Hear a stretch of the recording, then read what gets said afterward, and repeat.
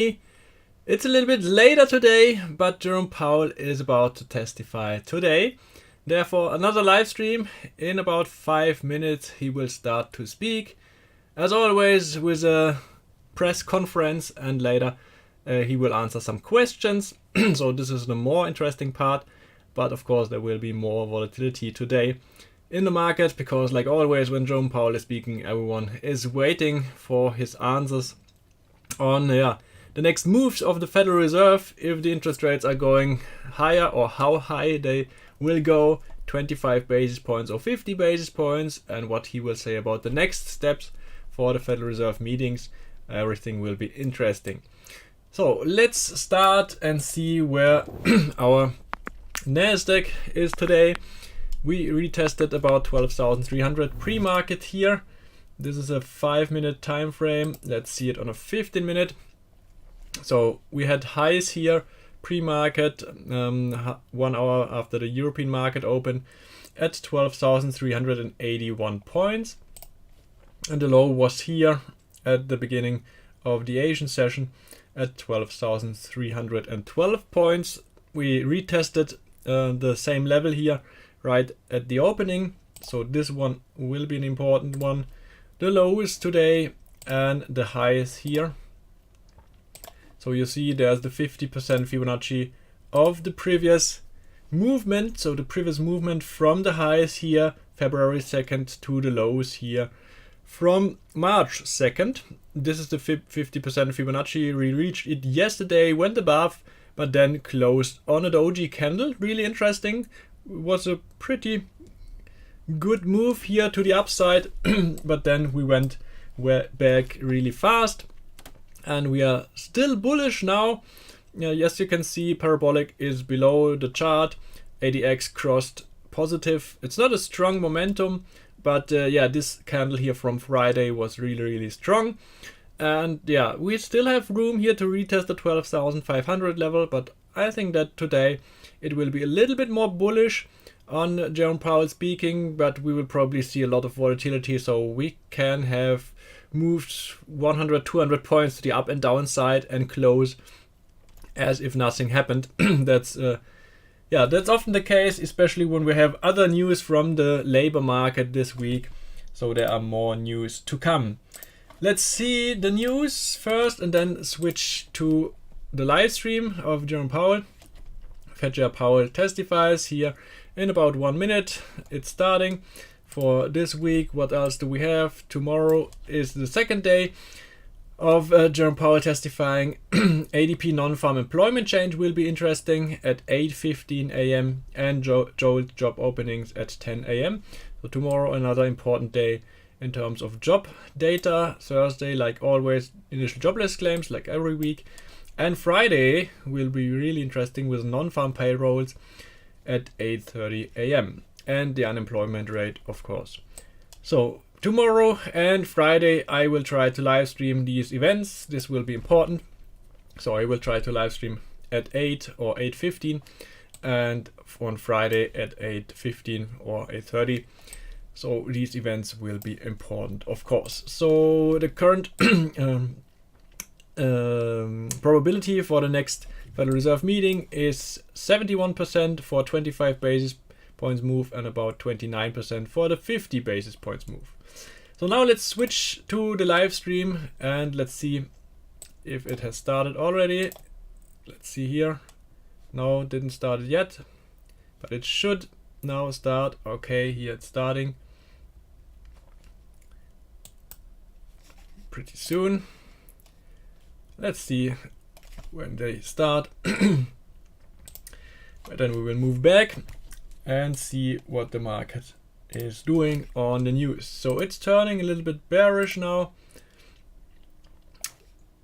Wow, 12,200. Here is a Fibonacci level. There should be a smaller support level. I closed shorts. I had some open shorts here, just a smaller position. I wanted to close them right here at the Fibonacci level. So let's see. I have no more position in place right now. So I'm able to do a smaller day trade if something special happens here. but I'm just ready to take on new trades. No Nasdaq open trade right now. Nothing has happened, yes, but that's sometimes the case, that we just hit the new lows like here, and then everyone freaks out and thinks that there's a news they missed, and therefore a lot of stop losses are triggered and we are going down. But you see bulls are taking over already, so it's a smaller support here at this Fibonacci level. Still not starting here. Yeah, the important people are always late. Okay, let's talk about some other things like stock like Tesla. So we are still waiting for the breakthrough below $185. This was the previous low here on March 2nd. As you can see, this was the first shoulder, this was a head, second shoulder here, and this is the neckline. As soon as we break neckline, we have room to the downside, minimum 170, and I would say even $157 as a target. So there's more room to the downside, about 16% right now. So I would go short as soon as we close below $185. Hearing will come to order. Welcome, Chair Powell. Okay, Thank they you are starting right now. doing your duty and seeming to enjoy it when you come to our committee. Full Thank screen you. mode. Seeming to enjoy it. And Today see we what examine the happens here. Fed's actions to combat inflation and whether these actions are actually working, including how those actions affect American jobs and their paychecks.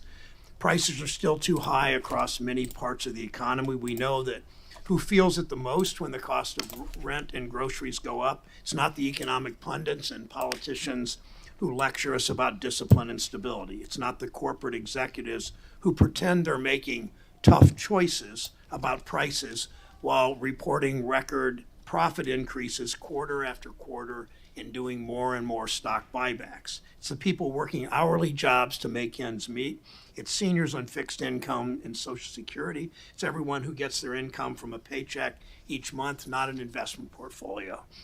It's those same Americans who stand to lose the most if the Fed's actions to curb inflation go too far. No matter what goes wrong in our economy, a global pandemic, a war in Eastern Europe, weather disasters, profits somehow always manage to go up. Workers are left paying the price. As you've noted, Chair Powell, the Fed's tools are only one element in our fight against inflation. It's a complex problem. Interest rates are a single, we know, blunt tool.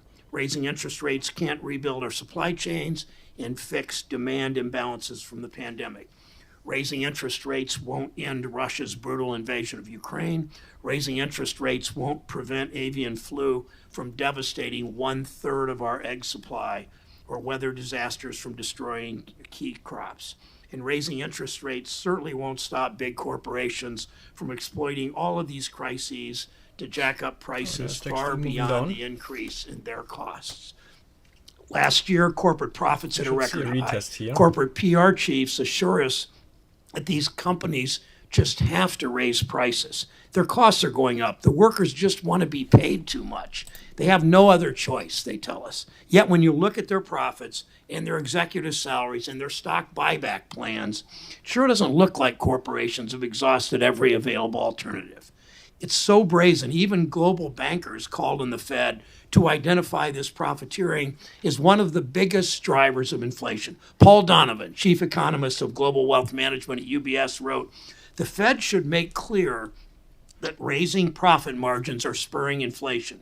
Companies have passed higher costs on to consumers, but they've also taken advantage of circumstances to expand profit margins. The broadening of inflation beyond commodity prices is more profit margin expansion than wage cost pressures." Think about that. From a chief economist at UBS, I'll say it again, they've taken advantage. These companies have taken advantage of circumstances to expand profit margins. The broadening of inflation beyond commodity prices is more profit margin expansion than wage cost pressures, unquote.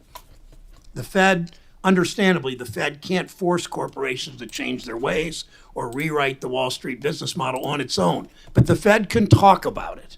High interest rates, falling wages, increasing unemployment are all hallmarks of failed policies that end up helping Wall Street, the largest corporations in the country, the wealthiest people in the country. Because let's be clear what we're talking about when people use the economic speak that can cloud this conversation. Cooling the economy means laying off workers. Lowering demand means workers get fewer raises. Of course, there are times when the Fed must act. We can't allow inflation to become entrenched.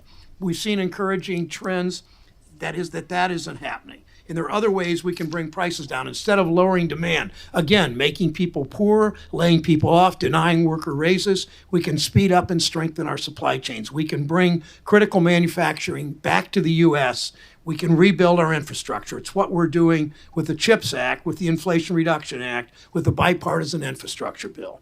For the first time in decades, we're finally recognizing the damage that I and many of my colleagues warned the corporate offshoring would do to our economy. Look at East Palestine, Ohio, a community that Senator Vance and I have visited a number of times recently. America learned about this small town last month when a Norfolk Southern train derailed and spewed hazardous material into this community.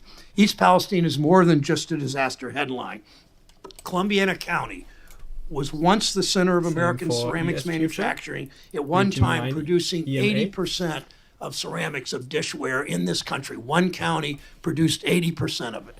When I was there last week, I was talking to the sheriff at the 1820 Candle Company. He was talking about how the last one closed just a few years back. Like so many industries, these jobs moved overseas, and we know why. The same reason Norfolk Southern cuts cost at the expense of safety, eliminating one third of its workforce in the last 10 years. Then you're surprised with these derailments? It's the same reason corporations now keep prices high even as supply chains stabilize. It's the Wall Street business model. Chair Powell knows that. I know that. My Republican colleagues and Democratic colleagues know that. It's a Wall Street business model. Quarter after quarter, corporations are expected to cut costs at any cost. They skimp on safety. They move production overseas to countries where they can pay workers less because of trade deals that they lobbied for. And Wall Street demands they post profit increases, even in the middle of a global pandemic. That's the problem with our economy.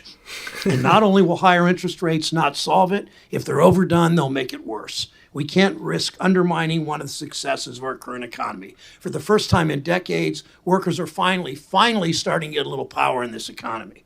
Unemployment's at a historic low, 3.4%. That's not just a number. That means Americans have more opportunities, more options, even in places that haven't seen a lot in recent years. It means people have the power to demand raises and retirement security and paid sick days and some control over their schedules. It means more Americans have the dignity that comes with a good job that provides for your family. We must here ensure that all Americans have the opportunity for that dignity of work. It's a critical time. The consequences of missteps could be severe. Mr. Chairman, two more things that affect your job. It's not just monetary policy that threatens American pocketbooks. Some of my colleagues have threatened the nation's full faith and credit by holding the debt ceiling hostage for partisan politics. Instead of paying our bills on time, they're essentially threatening all Americans. The Fifth Circuit's Consumer Financial Protection Bureau ruling could also cause unimaginable instability and chaos for families, for consumers, but also, as the chair knows, for a financial system. The Fifth Circuit is Wall Street's, no doubt about it, the Fifth Circuit is Wall Street's favorite courthouse. It recently ruled the CFPB's independent funding is unconstitutional. If the Supreme Court upholds the Fifth Circuit's ruling, it will not only devastate CFPB, it will threaten the independent funding of many other federal agencies, including the Federal Reserve. I look forward to today's hearing, how the Fed will balance its dual mandate and continue to promote an economy where everyone who wants a good job can find one, an economy that works for everyone. Senator Scott. This to shut off so fast. Sorry. Sorry. Good morning, Chairman Powell. Sitting here, looking at my prepared remarks, thinking about, there's an opening coming where Vice Chairman Brainer's moving on. I think it's really important for us to make sure that all the information that we need in order to make a good decision on the next nom that we have in a timely fashion. So I would really implore the chair to make sure that happens, that every question, every questionnaire that is asked from the person, we get. Every member of this committee has their questions answered in a timely fashion, and that the staff has their answers in a timely fashion. Listening to Chairman Brown, I thought to myself, fascinating, truly fascinating. I concluded that, well, I know Chairman Brown pretty well. I am sure he is sincere in his rant. But let me just say this. Spending and printing trillions of dollars, caving to the radical left in this country, seeing policies posited and then implemented that led to the worst inflation in 40 years, seeing our inflation at 9.1%, seeing American families struggle because of the weight of the government on their shoulders, seeing the devastation from South Carolina to Ohio. Some room back it's here. Unbelievable. The last Fibonacci level. That the progressives in this country who caused a 9.1% inflation would then turn somewhere besides in the mirror to see the absolute devastation caused by their out-of-control spending is remarkable. Remarkable. To stop the out-of-control inflation caused by the out-of-control spending, the Fed steps in to cool the economy. It's a 9 EMA on well, a 1 the definition of cooling the economy is necessary because we've seen the most radical approach to a problem that was in our rearview mirror being used as a Trojan horse to bring in a level of socialism and spending that our nation has not seen in my lifetime. Gas, 1.8% The facts are very simple. When you get to 9.1% inflation in this nation, as a kid who grew up in a single-parent household, mired in poverty, a 40% today, 100% just a year ago increase in the gas prices devastates single mothers around this country. For seniors on fixed income whose savings are being depleted with an average cost just last month of a $433 increase because of inflation. For my friends on the other side of the aisle to look any place besides a mirror, I find stunning.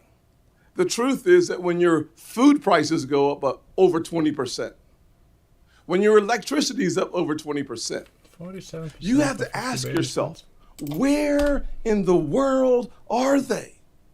They cannot be in this universe. It must be an alternate universe where, in fact, it's okay for us to see prices go through the roof and our economy not stumble, but fall into a ditch. Why are we in the ditch?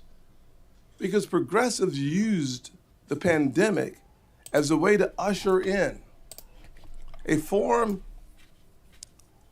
of spending that takes the money out of the pockets of everyday Americans. When you are talking, your voice is very low. I only hear the speaker. Okay, sorry.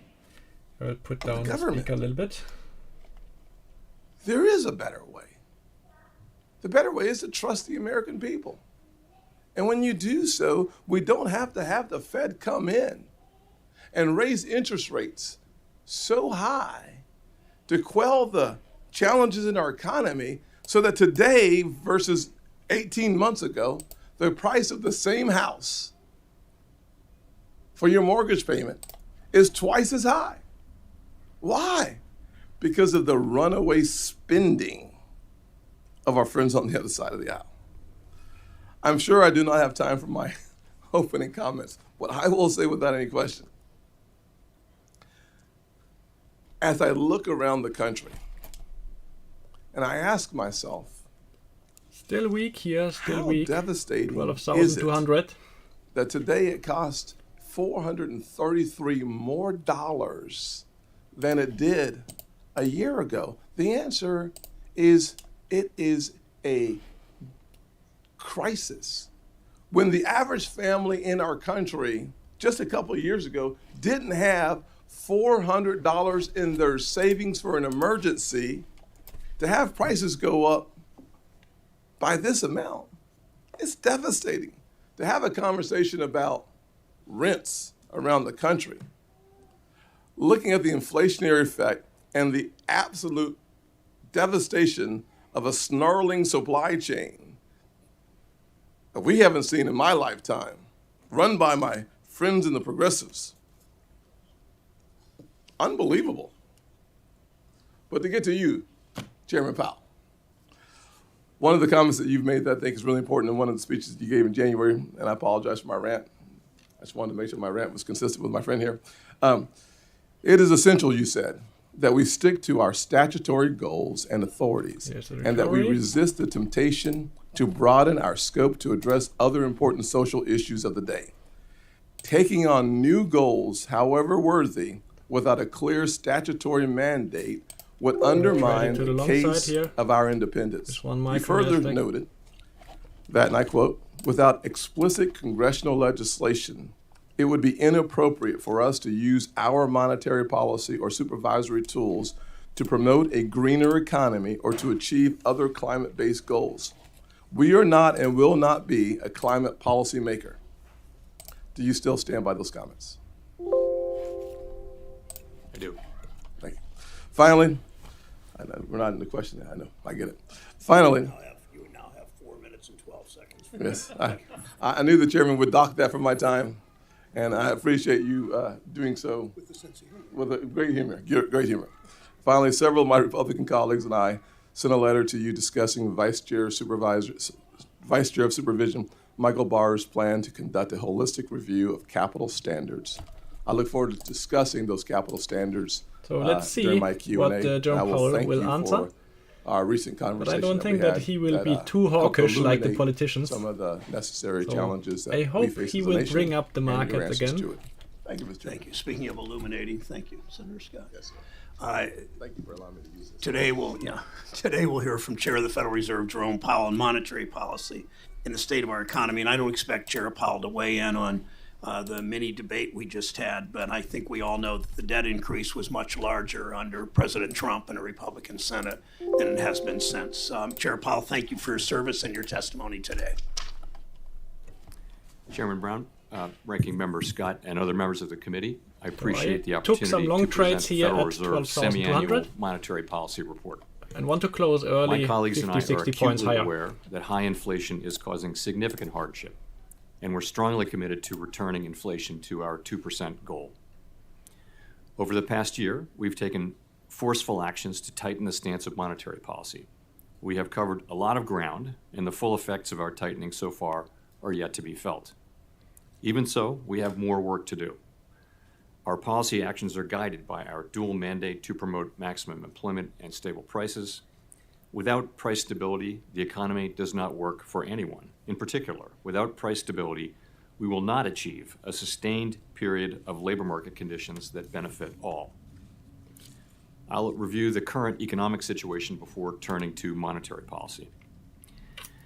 The data from January on employment, consumer spending, manufacturing production, and inflation have partly reversed the softening trends that we'd seen in the data just a month ago. Some of this reversal likely reflects the unseasonably warm weather in January in much of the country.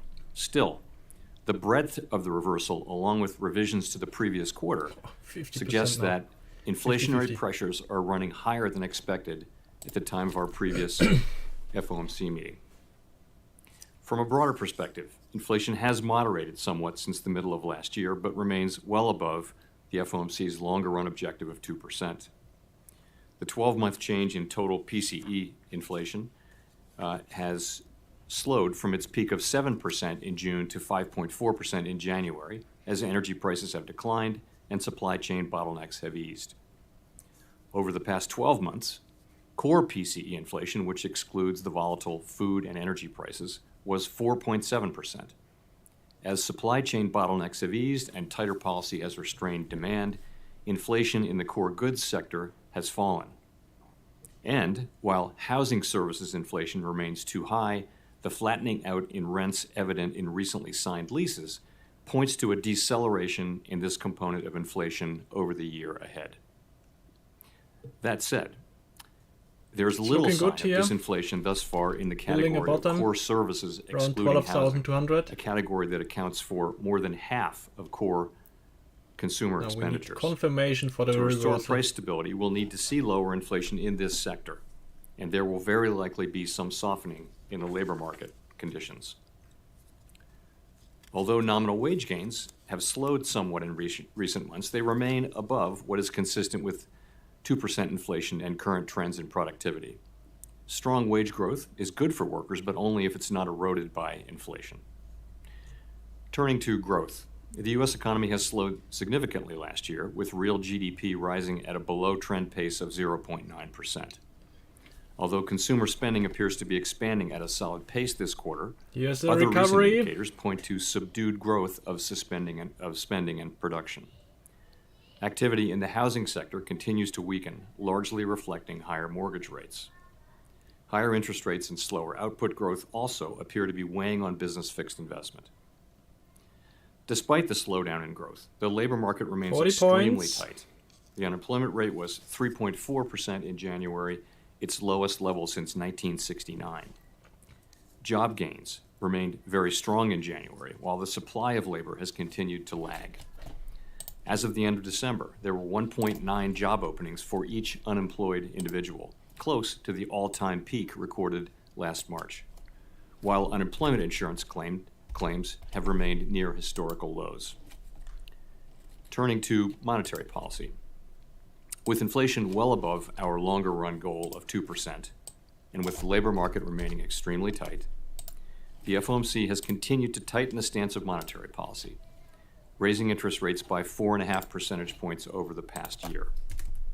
We continue to anticipate that ongoing increases in the target range for the federal funds rate will be appropriate in order to attain a stance of monetary policy 10 more points that and I is will be out of sufficiently my restrictive trade. to return inflation to 2% over time. In addition, we And are I'm out. continuing the process of significantly profit. reducing the size of our balance sheet. Don't want to squeeze it too We are much seeing here. the effects of our policy actions on demand in the most interest-sensitive sectors of the economy. It will take time, however, for the full effects of monetary restraint to be realized, especially on inflation. In light of the cumulative tightening of monetary policy and the lags with which monetary policy affects Here are my economic trades. activity and inflation, the These committee were the slowed the closings. pace of interest rate increases over its past two meetings. This was the closings We will continue to make our decisions of the shorts. meeting These by were the meeting, closings taking of the into longs. account the These were my totality entry of the incoming levels. data and their implications for the About outlook for 1,000 economic bucks activity here on this and account. inflation. Although inflation has been moderating in recent months, the process of getting inflation back down to 2% has a long way to go and is likely to be bumpy. And As I mentioned, the 1,180 on latest the other economic account. data have come in stronger than expected, which suggests that the ultimate level of interest rates Was a is nice likely out. to be higher than previously anticipated.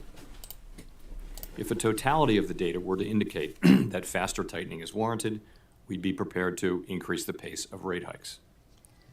Restoring price stability will likely require that we maintain a restrictive stance of monetary policy for some time. Our overarching focus is using our tools to bring inflation back down to our 2% goal and to keep longer-term inflation expectations well anchored. Restoring price stability is essential to set the stage for achieving maximum employment and stable prices over the longer run. The historical record cautions strongly against prematurely loosening policy. We will stay the course until the job is done. To conclude, we understand that our actions affect communities, families, and businesses across the country. Everything we do is in service to our public mission. At the Federal Reserve, we will do everything we can to achieve our maximum employment and price stability goals.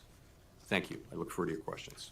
Thank you, Mr. Chair. There are 23 of us on this committee. Almost everyone will be here today. I ask each of us to stay as close to the 5-minute mark as we can because we have votes at 11:30. So thank you all for your cooperation. Chair Powell, thank you. Job growth is strong as unemployment remains historically low. You might not know that from the opening statements. Many drivers of inflation, corporate see where I greed, left rising my inequality, position here. supply chain disruptions, Russia's bestiality, if you will, in Ukraine 12 won't to get better because of 60.75 interest rate increases. Every was the high. indication is that this 12 to 59 post-pandemic was where I economy is closed different. Should we be my worried, loans. Mr. Chair, that the Fed is treating this economic period as it has in the past instead of reacting differently? Thank you, Mr. Chairman. So we've been aware since the very beginning and have discussed this publicly on many occasions that there are some differences this time. We, in particular, have not seen the kind of supply side collapse that we saw at the very beginning of the inflation outbreak. Also, the outbreak of a war which had significant effects on commodity prices a year ago. So all that is different.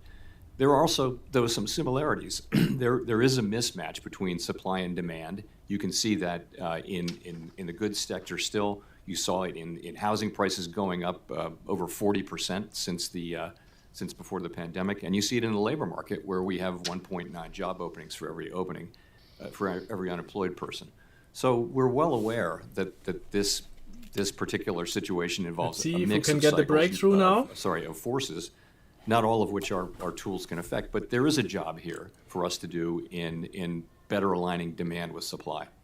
Okay, understanding you have limited tools to address inflation, and our conversations in the past show my concern about continued rate increases that may not actually address the root cause of inflation. They hurt workers, and many of us contend we can't follow the same old playbook. Next question. Last year, 3 banking regulators issued proposed updates on the Community Reinvestment Act to account for changes in our banking system. My question is, does the Fed remain committed to work with FDIC and OCC to finalize a CRA rule, and when will that rule likely be finalized? Yes, we do remain committed, and I believe we are in broad agreement with the other 2 agencies on the revisions to the rule. So now we're in the process of writing all that down, and that'll take some time. And then after that, of course, it will come to the Board of Governors for a vote, and that will involve briefings and discussions. And I can't give you an exact date, but as quickly as possible. Yes, but it will be some months. Okay, thank you. Banks weathered the shock of the COVID-19 shutdowns mostly because of the fiscal response provided by Congress. We now see a spike in loan delinquencies, an increase in overall risk. Banks are again plowing billions, as many other corporate leaders always defended by people on that side of the aisle. Into stock buybacks, which makes me concerned that if there's a downturn in the economy, banks could end up with too little capital. That's why I'm worried about any potential rollbacks of safeguards or regulations. Can you assure me that the Fed will keep capital requirements strong and exercise more long-term forward thinking than corporate CEOs that seem to be focused on the short term? What a question. I can assure you as to the first part that we'll keep capital requirements strong. I didn't expect you to comment on give me an opinion about you're looking more forward than companies that look at the short-term benefits of stock buybacks. Mr. Chair, when you last testified, I asked you about the risk posed by crypto assets, stablecoin, the Fed, and other regulated possibilities. How's the Fed evaluating the risks of crypto-related activities by your supervised institutions? So this is something we've been quite active in this area, and I'll say that we believe that innovation is very important over time to the economy. We don't want to stifle innovation. We don't want regulation to stifle innovation in a way that just favors incumbents and that kind of thing. But like everyone else, we're watching what's been happening in the crypto space, and what we see is quite a lot of turmoil. We see fraud. We see a lack of transparency. We see run risk.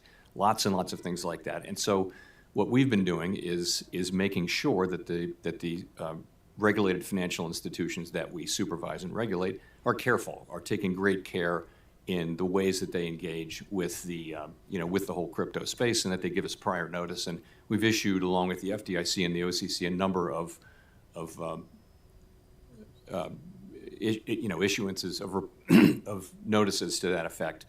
Thank you, and I will close with this. I've long pushed for the Fed to prioritize workers and for the leaders of the Fed to reflect the diversity of our country. We've made progress, but our work is not done. We have a new opening. Understand, it's not your job to appoint the new Fed member.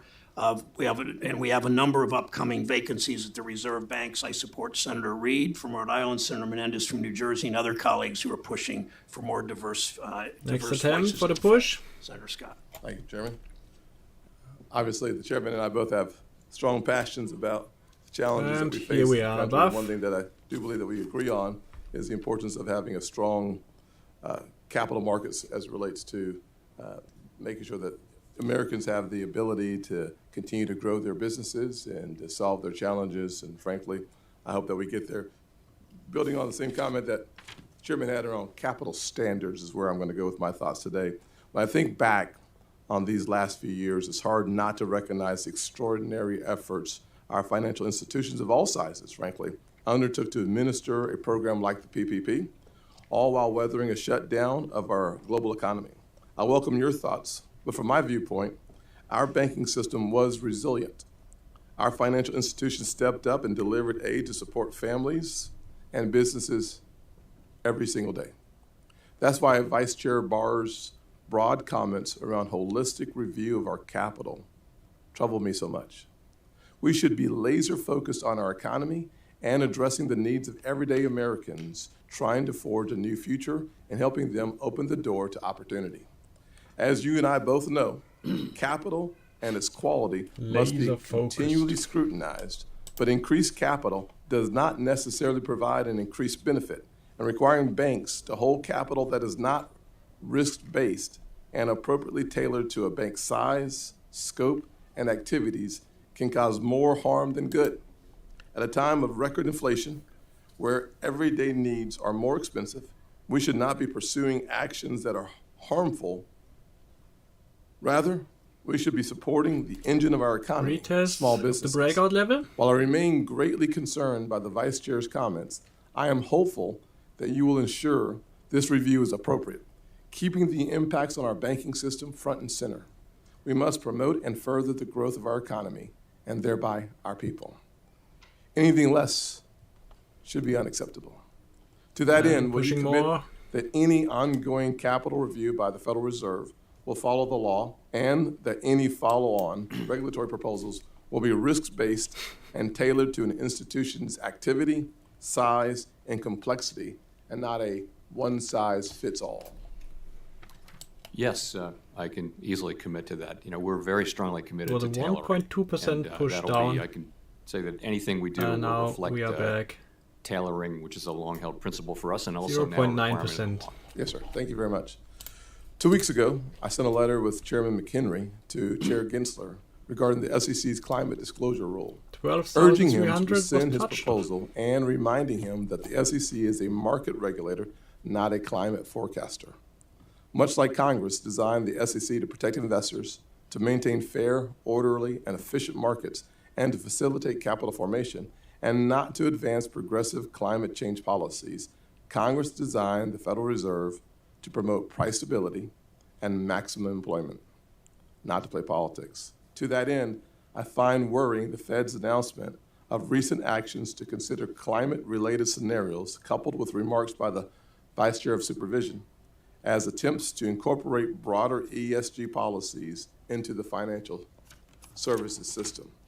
Banks have and continue to account for weather-related risks in their risk management, but efforts that attempt to predict climate change far into the future fall outside the scope of their authority. Importantly, the level of speculation required in these models should highlight their arbitrary and capricious nature.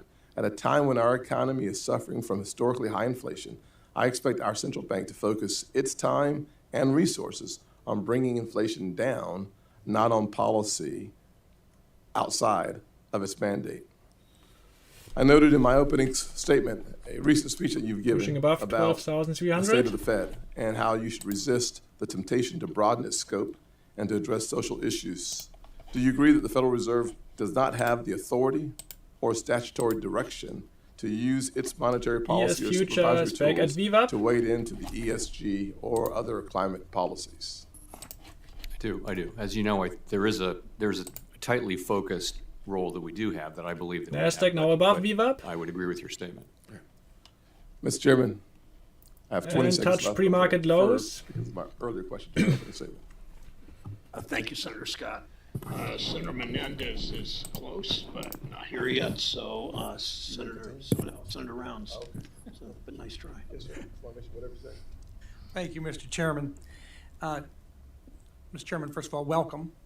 It's always good to have you in front of our committee. And as you know, both core and headline inflation have remained persistently elevated. And over the past 12 months, real average hourly earnings fell by 1.8%, about 4% since President Biden took office. To make ends meet as prices increase, more Americans are leaning on credit cards.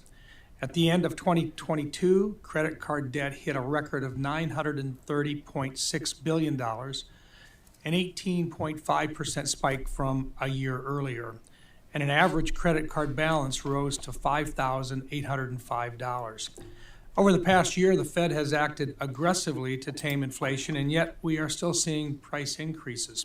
As we've discussed this several times, but I We are back at the level recognize where that it's been an ongoing the discussion. discussion but began, I believe that this further as proves if that nothing happened. we have long been feeling the effects of a policy-induced inflation resulting from decisions by the Biden administration, primarily cutting off the resources necessary to improve and increase domestic energy production.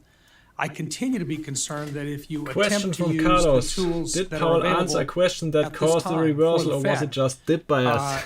then Good I question. believe that we're going to have That's always a the challenge question. of not being able to address What specifically caused the the challenges market to brought rise up again? when you have Or a what caused the policy market to drop? promoting higher The prices first step. with regard to, We to don't know. energy, as It's opposed just to like what it you're is. trying to do, which Therefore, is to bring down never the trade total the overall news, cost. And I just just wanted to trade ask, I guess, direction. and you're going to think this is something that we've heard before, but do you believe that you Can be currently both. have the monetary policy Did tools by us to and actually reduce inflation? And I just put it in this perspective. Just a not In too January of hawkish answer 2021, the from Powell. CPI was 1.4% when the Biden administration began. In January of 2022, and this is before the Russian invasion see a retest here of Viva. Ukraine, CPI was at 7.5%, 7.5%. Today, March of 2022, CPI is 8.5%. Wouldn't it be fair to assess that a lot of the policy or the inflation that we've seen here may very well be due to policy decisions by this administration? Senator, not for us to point fingers. Our job is to use our tools. You asked whether we have the tools to get this job done, and we do over time. There are some things that we can't affect, but over time we can achieve 2% inflation, and we will. In other words, you've got a limited number of tools available to you, and the limited number of tools that you have are designed to impact simply the reduction in prices and so forth, and yet if there are competing interests out there that are pushing prices higher, you don't have the wherewithal to decide one tool versus another based on whether it's policy induced or whether it is a matter of a shortage in supplies from outside or whether it's war related. That's right. Our tools essentially work on demand, moderating demand, and so that's what we can do. So if there were policies in place that actually help to reduce inflation, in other words, and by that I'm just going to look at energy alone just as a good example. If policies were in place that were actually allowing energy prices to come down in the United States, then you would have less of a need to use the very blunt tools that you do have right now with regard to increasing rate increases. Is that a fair statement, sir? In a sense, it is, but I would just say on energy, I'm not trying to get you to a policy discussion with what the president's doing on his energy policy. I just want to make it clear that There's a you reason have why to there's respond to only what's core in front of inflation. you, and it doesn't matter where the Federal inflation is Reserve coming from or what's has driving no it up. ability You're to simply trying influence to bring the it back down to energy that prices. 2% number with the only tools that you've really got. Yes, but I will say on energy, energy has tended over time to fluctuate up and down, and it's not mainly affected by our tools. So Yeah. the things we look at are really things that are tightly linked to demand in the U.S. economy. Those we can affect. And I think just the fact that you've been increasing you've been increasing interest rates, and yet inflation continues to ride up, would suggest, just as you've just indicated, that when you have high energy prices, it's tough to impact that part of it with the monetary policy that you've got available to you. So we focus on everything, but we also focus on core in particular, which doesn't include energy prices. And what's happened is core inflation has come down, but nowhere near as fast as we might have hoped, and it has a long way to go. Thank you. One last question. Last June, Vice Chairman of Supervision Michael Barr testified before this committee that he would defend the use of the aggregation method as an alternative approach to the insurance capital standards, the ICS, proposed by the IAIS. As the final compatibility criteria is set to come out later this year, can you confirm that you share Vice Chair Barr's views on this AM? I will confirm that, but I'll have to get back to you on the status of that. Okay, thank you. Thank you, Mr. Chairman. Thanks, Senator Rounds. Senator Menendez of New Jersey is recognized. Thank you, Mr. Chairman. Mr. Chairman, I want to take this moment to remind my colleagues that there are more than 62 million Latinos that call the United States home. We are the largest minority group in the country. We account for nearly 20% of the United States population. We contribute almost $3 trillion in GDP. Yet Latinos have no representation in the Federal Reserve's leadership. In the 109-year history of the Federal Reserve, there has never been a single member of the Board of Governors or regional bank president who has the lived experience of being Latino in the United States. And in practice, that means that the voices of nearly 1/5 of our country's people are repeatedly drowned out when the Fed is making critical decisions on economic policy. Decisions that affect whether a Latino family can afford their first home, find a job that pays a living wage, And you want to send their blame children Jerome Powell to for college, this? save for a comfortable retirement, or get a loan to expand their business. Right now, the Biden administration has a clear come on. opportunity to make history with its next nomination to the Board of Governors. It has identified a number of highly qualified Latino candidates who have dedicated their careers to Next the field Latino of for economics, president. who are committed to the Fed's dual mandate, who will preserve the independence of the central bank. The administration has rightly nominated and advocated for a number of diverse candidates with similar qualifications, both at the Fed and elsewhere. But despite having 5 opportunities over the past 2 years to nominate a qualified Latino economist to serve at the Federal Reserve, this administration has repeatedly Let's chosen just use not to. this movement Representation, to see or lack how thereof, far we can does see not pullback. happen by accident. with Fibonacci It levels. is a choice. So we pull And I back hope the administration makes the 38% right choice right now. with this It's a smaller support, but nomination. we can also see 50% Mr. Chairman, here. 12 to 50 would you would be a say nice level that for a pullback. it is a truism that the United States dollar is the reserve of choice in the world? Yes, I would. And that brings us enormous benefits, does it not? Yes, it does. Now, 12 years ago, a Republican House brought us to the brink of defaulting on the debt for the first time in history of this country, jeopardizing our credit and the world economy. I'm getting a sense of deja vu because, once again, Deja vu. Republicans are recklessly demanding draconian spending cuts to programs that hardworking U.S. families rely on 12 in to 50. exchange for allowing the Treasury Department to pay for spending that Congress, including most of them, have already voted to authorize. If you want to talk about spending cuts, it seems to me that the budget is the time to do that, but not to put the full faith and credit of the United States at risk. Chairman Powell, can you talk about the catastrophic damage a debt default would inflict on the economy? So I guess I will start, if I can, Okay, by going saying very long that here. these are really matters between the executive branch and Congress. We do not seek to play a role in these policy issues. But at the end of the day, there's only one solution to this problem, and that is Congress. Whatever else may happen will happen, but Congress really needs to raise the debt ceiling. That's the only way out, in a timely way that allows us to pay all of our bills when and as due. And if we fail to do so, I think that the consequences are hard to estimate, but they could be extraordinarily adverse, and could do longstanding harm. Well, I think that's a mild statement of what would happen. I understand. I didn't ask you to engage in the congressional executive branch roles. I asked you about the abstract question of what happens if you have a debt default.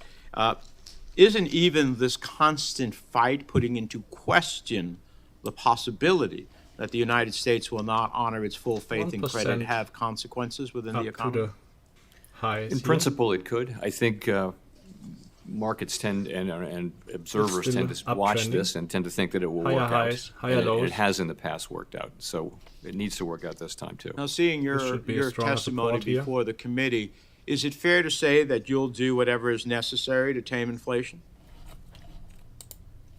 We serve a dual mandate, and we will do what we can, everything we can to restore price And- stability while also serving maximum employment. And primarily, that means additional rate increases, would it not? What other tool do you have? These So questions we are have the so balance stupid. sheet, the shrinkage of the Sorry. balance sheet will continue too, but it's principally rate hikes. So the question is, when does that part of doing anything necessary to tame to tame inflation, come into conflict with your other mandate of maximum employment? Not now, when we have the lowest unemployment in 54 years, and where we have a labor market that is extremely tight, extremely.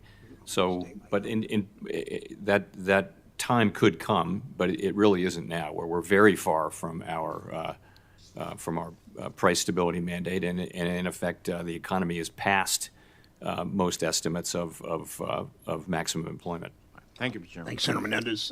Senator Kennedy of Louisiana is recognized. Thank you, Mr. Chairman. were the most Chairman stupid Powell, questions thank you I've for ever being heard. here. It's an easy job for Jerome Powell, Thank just you answering to you and these your questions. team for helping to There's save a the lot more to economy do with during the economic pandemic journalists on the meltdown. Federal Reserve meetings, For what asking it's more worth, I'm in-depth generally questions. supportive of the actions of the Fed right now, and I'm not going to ask you today to blame anybody. When Congress spends money, it stimulates the economy, does it not? Well, it would depend on whether that's funded by tax increases or not.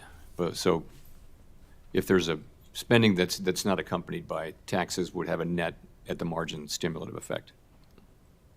Well, and when Congress borrows money to spend even more, that stimulates the economy even more, does it not? At the margin, yeah. Okay. If Congress reduced the rate of growth in its spending and reduced the rate of growth in its debt accumulation, it would make your job easier in reducing inflation, would it not?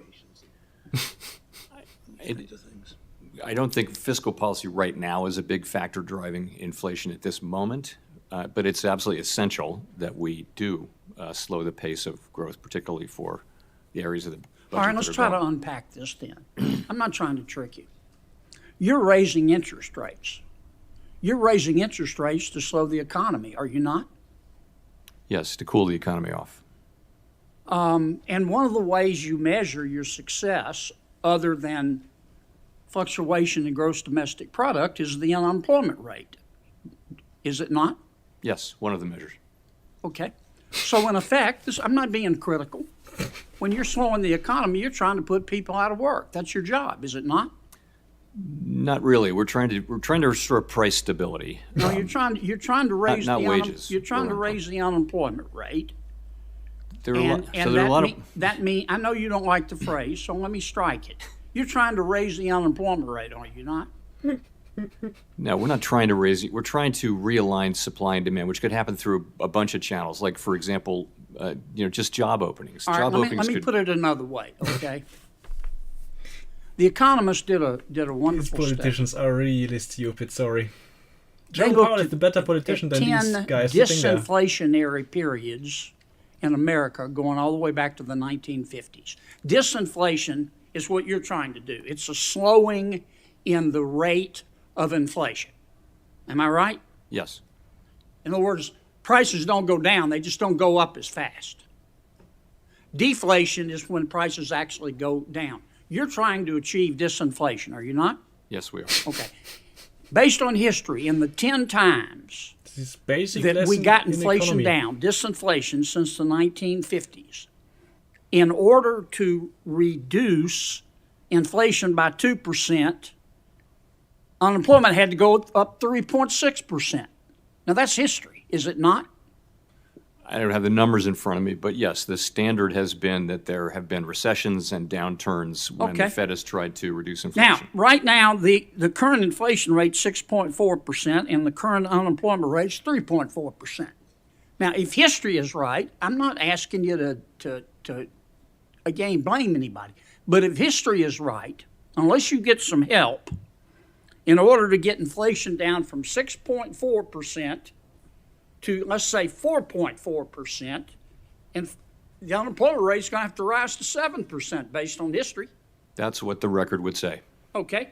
And to get inflation down to 2.2%, based on history, an immutable fact, unemployment would have to go to 10.6%.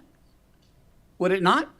No, I wouldn't. That's what the record shows. That's what the history shows. Yeah, There's not a direct I don't think correlation that kind of a between number inflation and is unemployment. at sorry. all in play I mean, here. I know you're reluctant to admit it, and you don't want to get in the middle of a policy dispute. But I think it's undeniable. It's undeniable that the only way we're going to get this sticky inflation down is to attack it on the monetary side, which you're doing, and on the fiscal side, which means Congress has got to Holding reduce the 50 the rate Fibonacci with a of nice growth candle of here. spending and reduce the rate of growth of debt Bulls will accumulation. recover. Now, I get that you don't want to get in the middle of that fight. But the more we help on the fiscal side, the fewer people you're going to have to put out of work. Isn't that a fact? Please answer. Could work out that way. Sir? It could work out that way. Yes, sir. Thank you. Thank you, Senator Kennedy. Senator Reid of Rhode Island is recognized. Thank you very much, Mr. Chairman. Thank you, Chairman Powell, for being here today. We saw in the wake of COVID the globalized supply chain down. disrupted Such a significantly, good sign and here. we're in the process, of, in some respects, of rebuilding a supply chain with emphasis on sourcing in the United States. To what extent we did can that hold the previous disruptive lows here. supply chain contribute to inflation, and to what extent will the new, if you envisioned it, the new supply chain that is located in the United States and other friendly countries affect inflation? So the initial outbreak of inflation was all about A 5-minute spending we weren't on able to goods go where above people VWAP. couldn't spend on services. So goods spending trading went way below up, all the and moving averages. the global supply chain, many goods are imported. The global supply chain just collapsed, and that was the source of the original inflation. It has now spread over the last 2 years to housing and also to the rest of the service sector. So to your question, we are seeing goods inflation has been coming down for some time now. It's still too high, but Take it's on coming some down. more. Housing have a services, median price. there's in the pipeline, you see the new leases that are being signed, and what that tells you is that in the next 6 to 12 months, we will see that come down.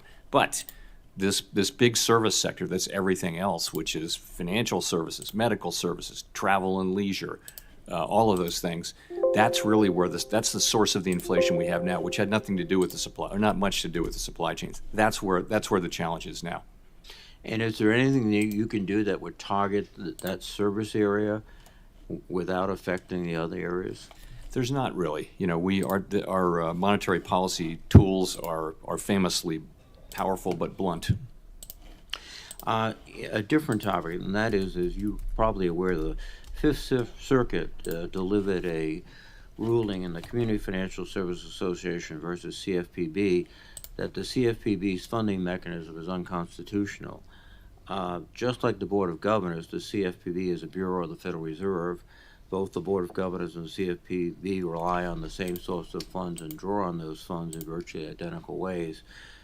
If the Board of Governors funding structure to be pull found back. unconstitutional, what would the implications be And at the for right time. the country and monetary policy? Well, it would be very significant, but I have to say we have significant responsibilities, but I would be reluctant to comment on a case that's before the Supreme Court. But it is certainly something that you've had people examine for possible ramifications. Yes, and the central banks tend to be self-funding because of the way they work, and that's a key factor of our independence.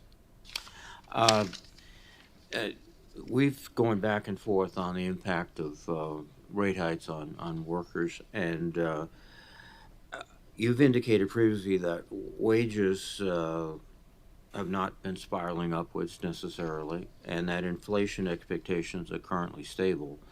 But the impact on increased interest rates are usually felt more by low to moderate income people. Is there any way you can work yourself out of that dilemma? So where we are right now, of course, is very low unemployment. Wages have been moderating, and they've been doing so without a softening in the labor market, without rising unemployment, really. and that's a good thing. So we really don't know. The current situation is a combination of more typical supply and demand issues, but also just things that we haven't seen before, like the war in Ukraine, like the supply chains that you mentioned. Right. So we have many unusual factors, and I don't think anybody knows with confidence how this is going to play out. Thank you very much, Mr. Chairman. Thank you, Chairman. Thanks, Senator Reid. Senator Brett, Alabama's recognized. Okay, I think it's enough for now. Let's just stop this here.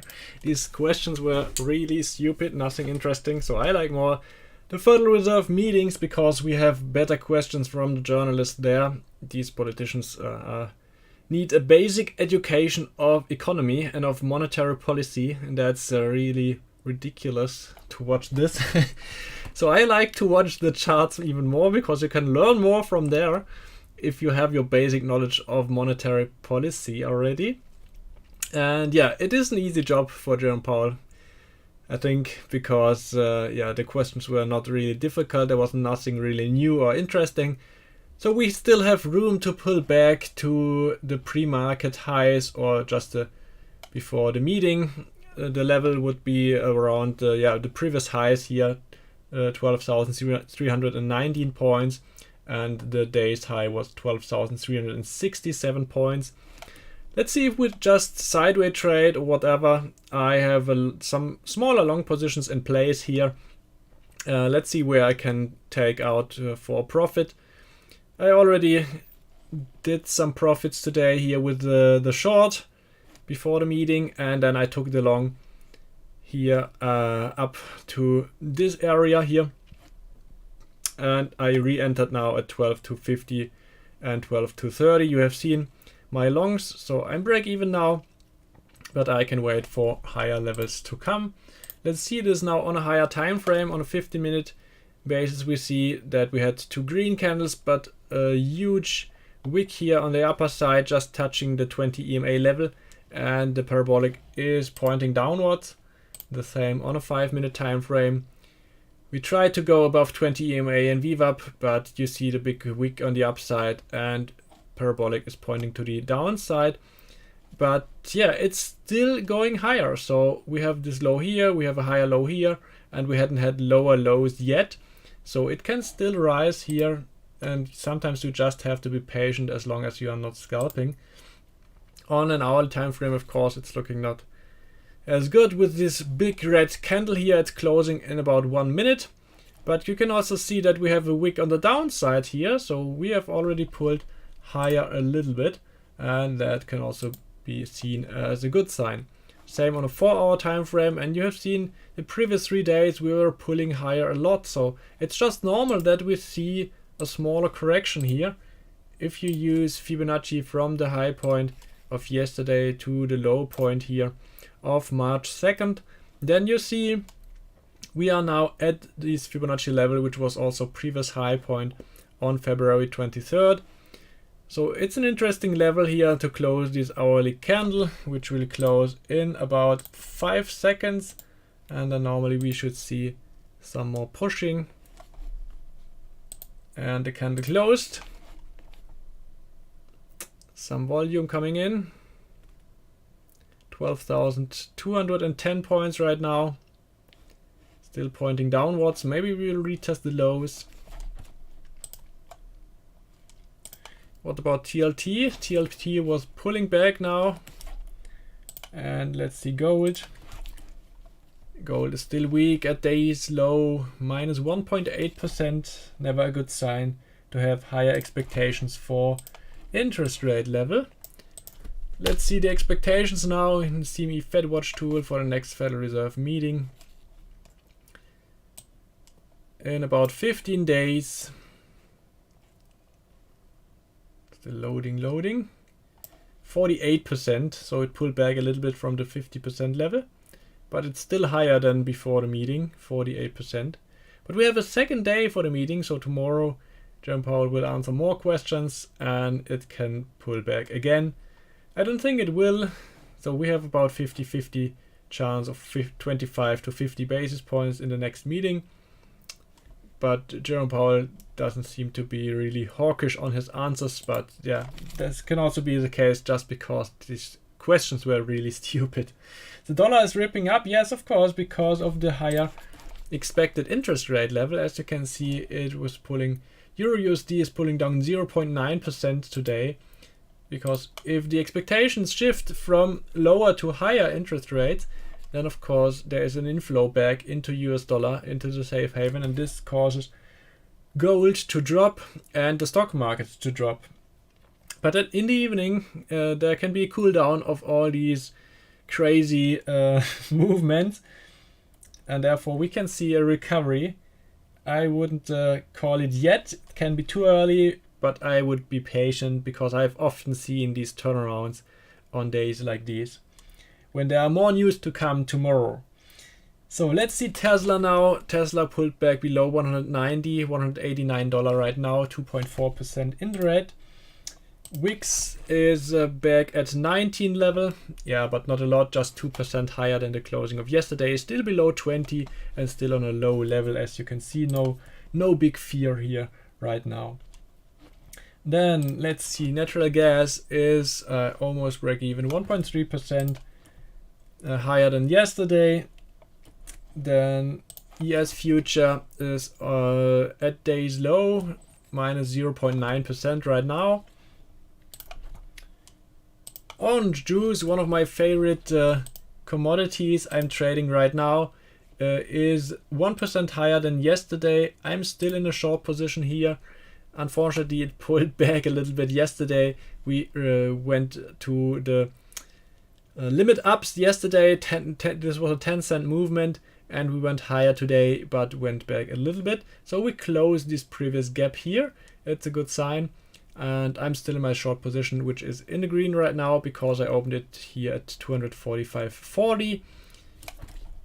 And I'm still in a short position on sugar. Sugar is pulling a little bit higher, 1.2% today. So the decision is not made yet, where we will see the high here. So I will have to be more patient and wait for the prices to drop here. Then let's see, finally, the DAX, German DAX is still strong. As you can see, we made new highs here for this year today at 15,705 points for the index, and we are just about 3.8% below the previous all-time highs. So pretty strong here in Europe. A lot stronger than the American markets. Let's see some other stocks we talked about in the previous week, like Palantir. Palantir pulled back and closed the gap in whole now, and we were pulling higher again above the $8 level we were talking about. So it's a good sign. This acted as a support. Gap is closed now. Now there is the freeway to higher levels here. And Nvidia, we were also talking about Nvidia. It's a little bit lower this week, but it's in the green today, 0.7%. Didn't touch the highs here where I had drawn the line at $243, but almost $242.50 was the high this week. So yeah, we will probably see soon a pullback, but I wouldn't enter a short here too early. Okay, if you have some other stocks, then just let me know in the live stream chat and I can analyze it. But for now, I think we have seen all the major interesting commodities and stocks. Nasdaq pulling back now a little bit. Back at my entry point, 12,250. Still some room here to be made.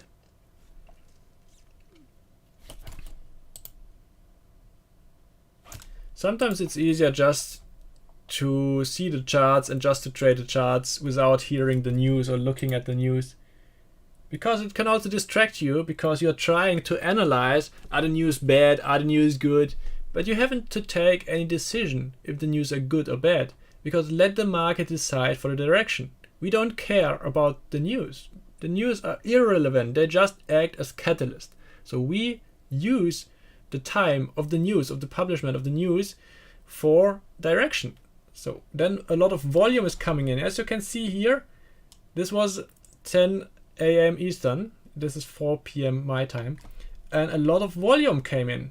But the meeting hasn't started. You have seen the meeting didn't start and we already pulled back. So this was just volume, and this volume caused direction.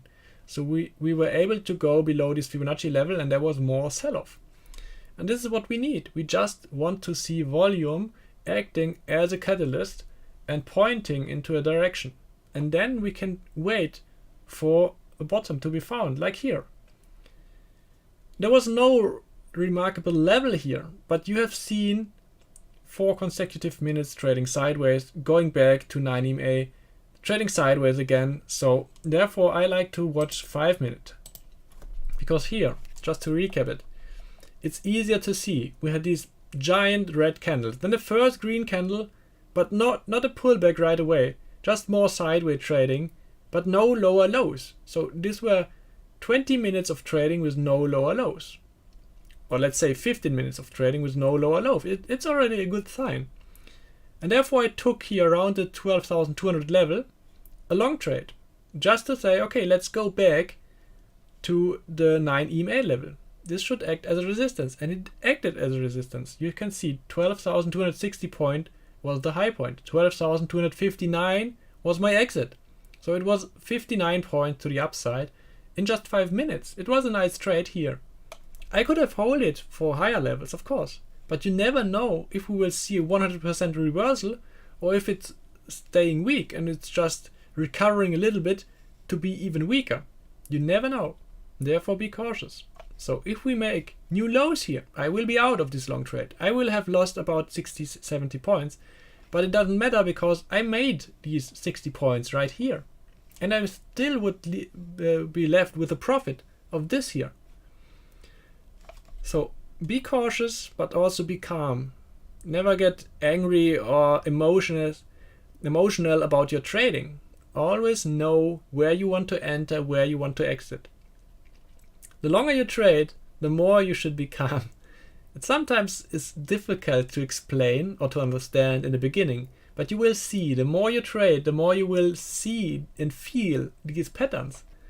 It happens again and again. Whatever the politicians or the Federal Reserve chairman is saying, it doesn't matter. It's just a repeating pattern. And that's what we trade, repeating patterns. And therefore, just be patient. Just wait for your levels to come. You will always get a second chance to enter. And if not this trade, then it's another trade. But don't rush into your trades. Wait for your levels to come. And be patient. Solid advice, and I think you don't fully comprehend it until you experience the pain of not being patient. Yeah, of course. Of course. I've experienced it a lot of times, not being patient, and I paid for it. And it's easier just not being in a trade than being in a trade too early. And I'm still, after 10 years of trading, I'm still early to my trades. Often I can see the movement in the right direction, but I'm too early for my trades. Because I want to catch the highs and the lows, but it's a big mistake. Sometimes you just have to wait for the confirmation. And I cannot wait for this confirmation. You have seen today again, so I entered here really early at 12,200. There was no confirmation, so I could have waited here for the break of this Fibonacci level, of the previous high points. This would be confirmation, 12,225 points. It would be just 25 points above where I entered the trade. And I could still have made about 40 points. It would still have been a good risk-reward ratio if I would have set my stop loss here. So 30 points stop loss and 40 or 45 points take profit. It would have been nice. But I am just the person having a little bit more risk, entering some trades early just to have the ability to take on more on the way to the upside. Or like here, as soon as I see, okay, this could be the low, then I can enter with more position because I act with a small position size here for my portfolio size. And then it's easier to trade because you are not in fear that the prices are going against you. Always go with light position size first and see if you are on the right direction. And then you can go in with more. So on the break of VWAP, on a break here of parabolic, if it turns to the downside and indicates an uptrend, then you can take on more. For the break of 12,300, if we close above with a 5-minute candle, then you can go on with more for days high. This is still 0.5%. It doesn't look like a lot, but 0.5% is a lot for a day trader. Especially if you are trading on a margin account leveraged positions. Because then you can take 3 or 4 times this. And 3-4 times 0.5% is 1.52%. It's giant if you can do this every day or even every second day. And therefore, be always cautious. So just the most important thing is to keep your losers small. You will always have losers, but you will have to keep them small. This is the most important thing, managing your position and your risk. Managing risk is the most important thing, staying profitable. It's not having a high hit rate, 80-90% winners. It's having small losers. And that's the most important thing, being profitable on the long run. Okay, I think this was a long live stream today, more than 1 hour, but I hope I could give you some interesting insights. Like always, no investment advice, always do your own due diligence. Hope you had some nice profits or will have at the end of the trading day. We will see us tomorrow for the important news again.